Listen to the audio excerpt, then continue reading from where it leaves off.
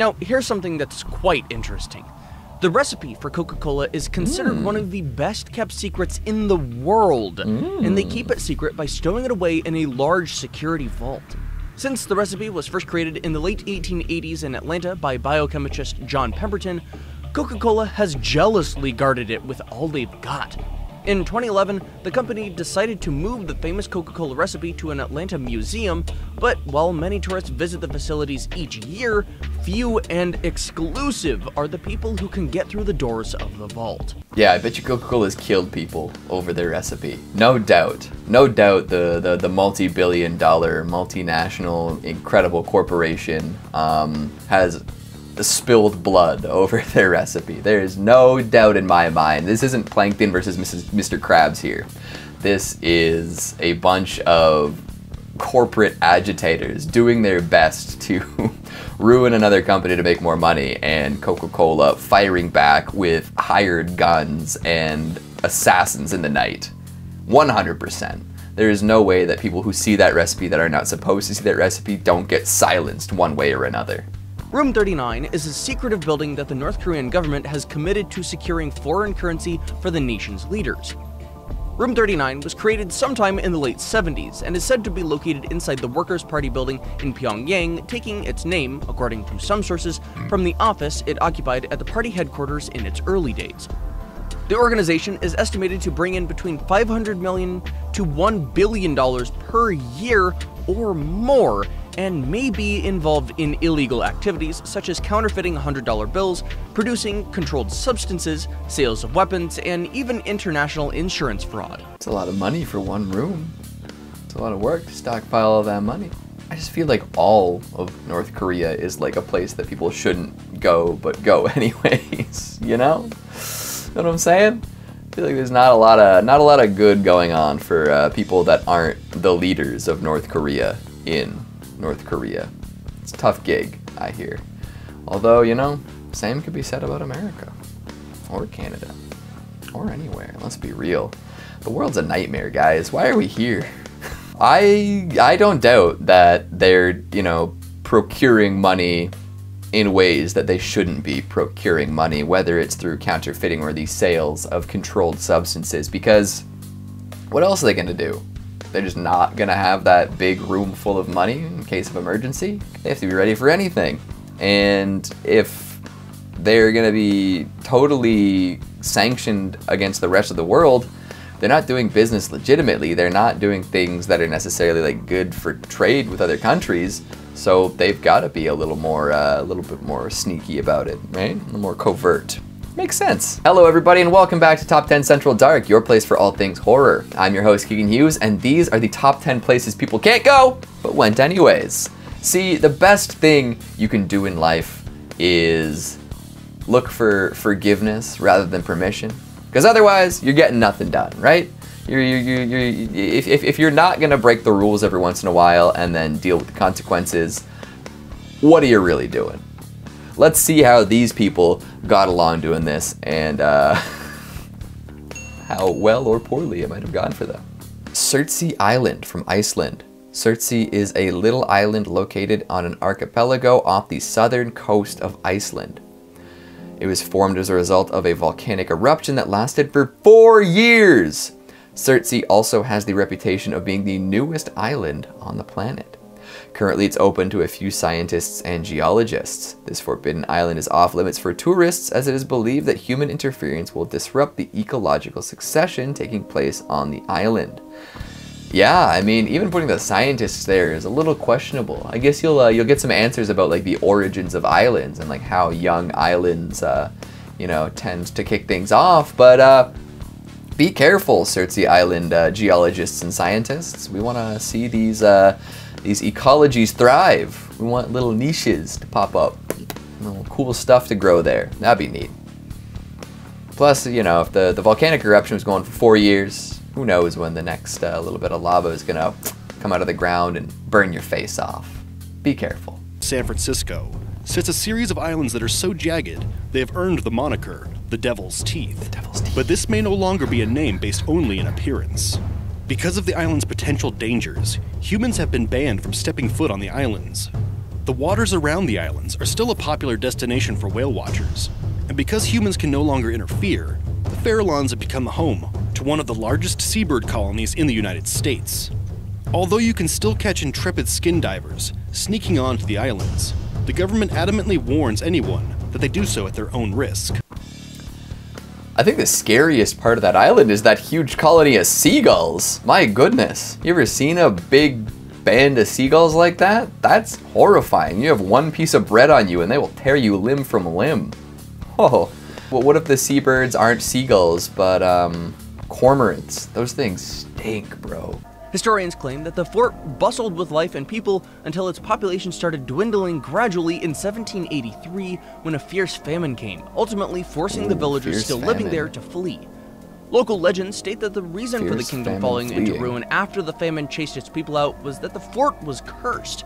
And what do we do when things are said to be cursed? Fort. That's right, we leave them alone. The Indian government seems to think so too. The Bungar Fort is the only legally recognized haunted place in all of India, as a government permit is required to gain access to the fort before dawn or after sundown. Legally recognized, eh? There we go. Get that permit. I guess, yeah, a lot of people during the day, and if you're with a whole bunch of other people, it's not too big of a deal. I wonder how many tourists are here on any given day, and then how many of them see something haunting and they're like, ah, guys, look, ghosts, and then everyone runs over and there's nothing there, you know? And I'm sure they did see something, but the ghost is like, I'm tricking you today. Everyone else is gonna think you're crazy. Good luck. That's wild to have a government recognition of hauntedness. I would love that. I would love to go to a place that a government says, hey, you can't come here after dark.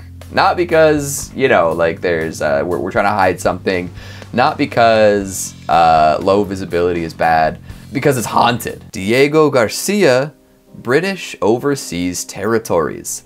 Located between East Africa, the Middle East, and Southeast Asia, Diego Garcia is an important strategic asset for the US Navy, which has a major military base there.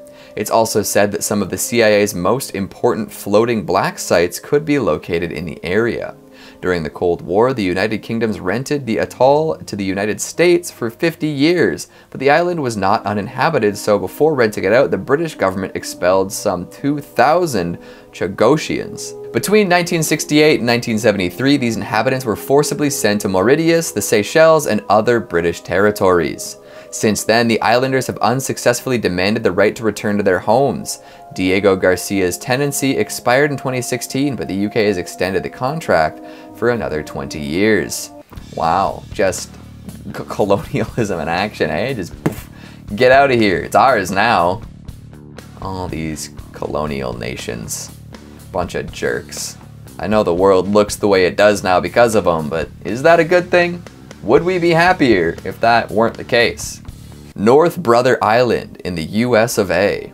Located in New York City, North Brother Island is one of the most popular abandoned places in the USA. Originally developed as a quarantine hospital, it was the home to the Typhoid Mary. She was identified as the first American to carry typhoid fever. Later, this place became a rehabilitation center for drug addicts. Now, North Brother Island has a bird sanctuary and is permanently shut for the common people. I'm a common people. What if I wanted to visit? I'd like to see some birds. I'd like to explore an old medical facility. That's a big thing that people really like doing, eh? Is finding an old, busted up medical facility somewhere and exploring it with cameras. Just the newest American pastime, you know? There's baseball and then there's urban exploration in old abandoned hospitals. Take your pick. You find a drone down there?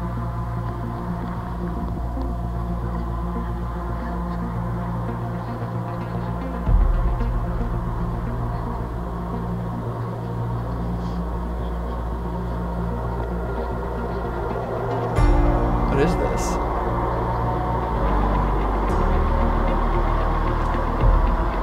That was neat. I loved that. I want to slide down that on my and then be trapped at the bottom of this hole for all eternity. But I mean, I guess I'll let the drone do it, right? Little less permanent that way.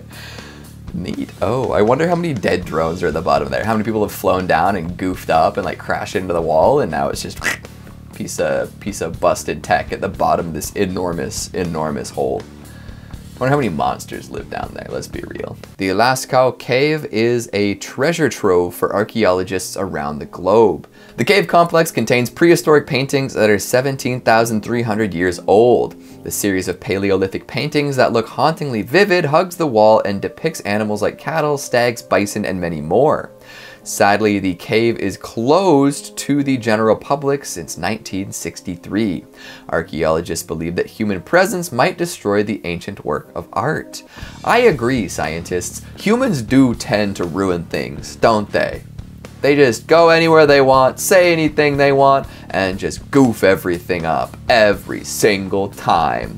But those are some lovely cows and bison, don't you think? 100% somebody goes down there and draws something inappropriate on the wall. Lunatics.